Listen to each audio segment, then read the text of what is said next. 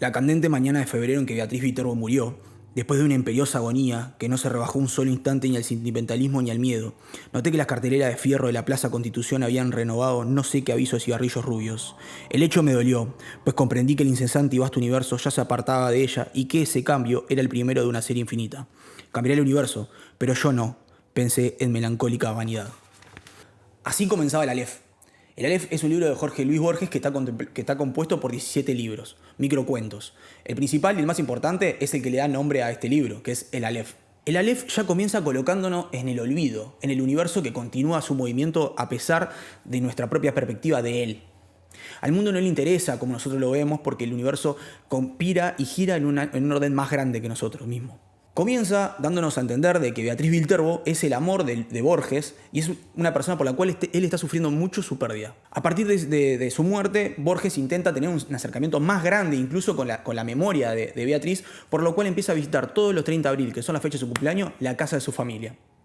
Una serie de hechos termina siendo de que Borges termina siendo amigo o cercano al primo hermano de Beatriz que vivía con ella, que es Domingo de Neri, Domingo Argentino de Neri. Con el tiempo, Borges y de Neri se hacen más cercanos, a lo cual un día, luego de que Borges le acerque un coñac, al cual no le gusta mucho a de Neri le muestre poesías que él está escribiendo hace mucho tiempo.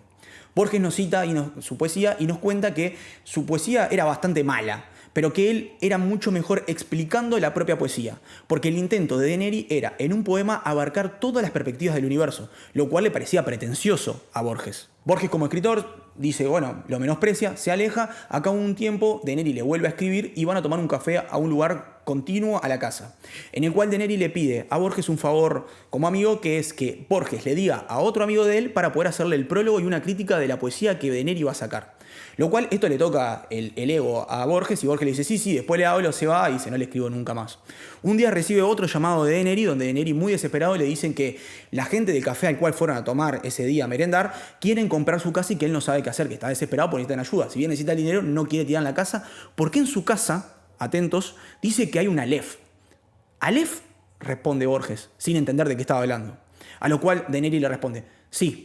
Cuando yo era chico, mis tíos me comentan que debajo en el sótano de nuestra casa había un mundo. Yo no lo entendí y pensé que estaban hablando de un mundo, de un universo realmente. Luego entendí que estaban hablando de un baúl. Pero en el camino a verlo tropecé y vi algo más grande. Vi el universo, vi el Aleph.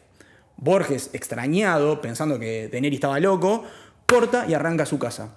En el camino Borges nos dice que esta especie de locura, de psicosis que tenía de Domingo de Neri, a él le hace bien. ¿Por qué? Por varias cosas. Una, porque de Neri no le caía tan bien, y segundo, porque entendía que quizás Beatriz también estaba un poco loca. Lo cual, eso a él le generaba una especie de alivio por las veces que quizás ella había sido ambigua con él, que como eran amigos y sí, que no, ese trato medio raro, decía, lo justifica diciendo, no es que no me quiere, es que estaba loca. Continúa hasta que Borges llega a la casa, lo atiende la sirvienta de la casa, le dice que espere y Borges nos hace un comentario que obviamente es para menospreciar a de Neri, que es el niño estaba jugando en su sótano, como que lo infantiliza. Borges se acerca y en una especie de intento con la imagen de Beatriz, de que estaba ahí, su retrato, como exaltarla, empieza a tener un discurso de amor hacia ella, como justificándola y entendiéndola, ¿no? Obviamente, tipo, no es que vos me rechazabas, es que vos tenías como una especie de locurita ahí y ahora te entiendo.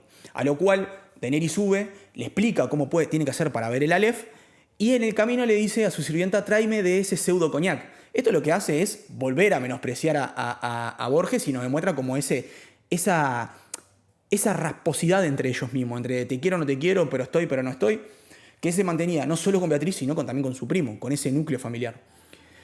Borges acata todas las instrucciones para poder ver al Aleph, baja hasta el sótano en el 19º escalón, hace una almohada de una bolsa, todo específicamente siguiendo meticulosamente los pasos del manual para poder observar el Aleph que le marca de Neri. A lo cual de Neri le dice, si no sos capaz de ver el Aleph, eso no va a eliminar mi relato, eso es porque tú no eres capaz de ver el Aleph. Lo cual a Borges también le vuelve a tocar el ego porque es como, vos sos capaz de ver el universo y yo no. Borges en ese momento, cuando está intentando observar en la oscuridad plena, en un sótano húmedo, con ratas, con olor, empieza a pensar que dice, claro, lo que está haciendo de Neri es matarme. Me acaba de dar un veneno, me está tratando de eliminar para que yo no pueda eliminar su relato de que él es observador del universo y así sustentar todo su camino. En ese momento de miedo, Borges comienza a ver el Aleph. ¿Qué es el Aleph? Borges nos describe el Aleph como lo siguiente. Abramos un paréntesis. Borges nos dice que el Aleph es la primera letra del abecedario hebreo y que significa todo lo primero, todo lo que en el universo está. Es más, lo describe gráficamente como un hombre que señala hacia arriba y que nos demuestra que lo como es arriba es abajo. Esto también habla un poco sobre el hermetismo, sobre el esoterismo, sobre el Kibalión. Borges nos describe el Aleph también de otra manera a la hora de él querer describirnos, porque él procede a decir que empieza su relato y sus problemas como escritor, que es que el lenguaje es consecutivo y el Aleph no es consecutivo. Él no describe el Aleph como todos los puntos de vista del universo observables en apenas 2 centímetros, en una esfera que parece que gira pero no está girando. Es su volumen, es todo lo que abarca que le da esa sensación. El Aleph es todo lo que se ve de manera simultánea, no superpuesta. Es un concepto el cual es difícil de entenderlo, pero es aún más difícil de explicarlo, porque claramente la forma que tengamos de decirlo o la forma de escribirlo es imposible, porque todos los relatos son consecutivos, todas las palabras son consecutivas. Entonces, Borges no puede describirlo sin decirnos las cosas consecutivamente, lo cual no nos da nuestra imaginación. En ese momento, cuando Borges está totalmente sorprendido por el Aleph, escucha la voz de Neri y le dice, sí, ya salgo. Cuando sale, obviamente, argentino totalmente desesperado, le dice, che, ¿qué fue lo que viste? Borges, envidiado, porque dentro de las cosas que vio, recordemos que Borges vio todo el universo simultáneamente, no superpuesto, también observó cartas de su amada hacia Domingo Argentino, que era su primo. El cual esto le rompe totalmente el corazón a Borges y también le da un fundamento de por qué él no pudo nunca concretar su vínculo con Beatriz. ¿Por qué? Porque obviamente tenía a su primo que le estaba dando la negativa hacia ese vínculo. Entonces esto le genera un rechazo de Borges hacia esta persona y le dice, sí, lo mejor que podés hacer es vender la casa, que la tiren abajo, e irte al campo a descansar porque la verdad que esto no vale la pena.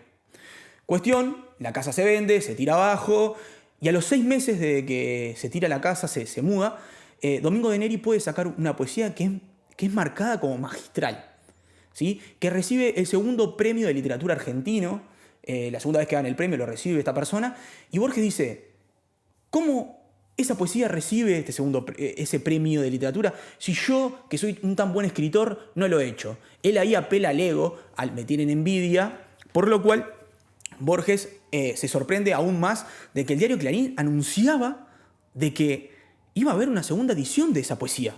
Lo cual él dice, ok, esta persona que escribe tan mal, que es tan malo, no puede haber escrito otro volumen si no tiene el Aleph. Y si acaban de tirar la casa y el Aleph se destruyó, ¿cómo puede ser que pueda volver a escribir? A lo cual Borges nos dice, el Aleph que observamos es un falso Aleph, tiene que haber otro. Entonces cita un autor que escribió sobre que había observado un pirata que tenía un punto de vista, y él llega al contexto de decir, ok, hay otro Aleph que no lo hemos descubierto y lo que yo vi era falso, no era el real. Él empieza a entender perspectivas existencialistas del olvido, empieza a recordar otras cosas que ve en el Aleph, nos hace una descripción de todo lo que ve en el Aleph, para terminar recalcándonos de que el mundo, la propia memoria, es porosa, que se diluye en el recuerdo, que no es capaz de recordar algo que pasaron hace 6 meses, que no es capaz de recordarlo en el futuro, por lo cual le va perdiendo importancia. Pero dentro de las cosas que él no quiere olvidar es la cara de su amada, de Beatriz. Así termina el cuento, un relato corto, muy cargado de simbolismo. Borges es una persona muy culta, una persona a la cual no gana el premio Nobel de Literatura nunca. ¿Por qué? Porque lo consideran elitista dentro de su propia escritura, que usaba palabras complejas, que usaba muchas terminaciones y que usaba muchas referencias. Yo no creo que Borges sea elitista, sino simplemente era parte de su cultura y de su conocimiento. Él abarcaba tanto y sabía tanto que en su lectura y en su escritura siempre la traía y hacía referencias. Cuestión, para nosotros el Aleph, más que un entendimiento del paso del universo y una perspectiva sobre el todo, es una carta de amor, una carta de no te quiero olvidar. Puedo ser capaz de observar el universo entero, puedo ser capaz de ver cada hormiga, puedo ser capaz de ver cada grano de arena o incluso de leer cada libro por cada letra, pero dejaría todo por simplemente recordar tu cara. Así Borges nos demuestra que el amor es infinito.